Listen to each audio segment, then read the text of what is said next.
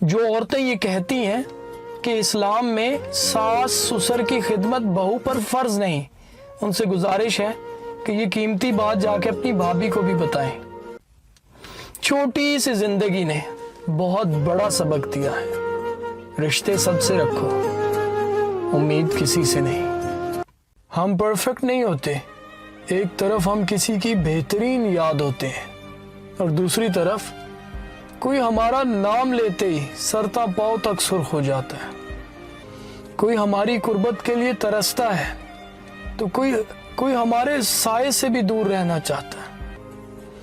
हम किसी के लिए एक मिसाल और किसी के लिए एक सबक होते हैं। एक रस्सी है, अगर उसको दोनों खींचेंगे तो क्या होगा? टूट जाएगी ना। इसलिए मुकाबला होगा तो मोहब्बत नहीं होगी, सुकून नहीं होगा, सिर्फ और सिर्फ बर्बादी होगी।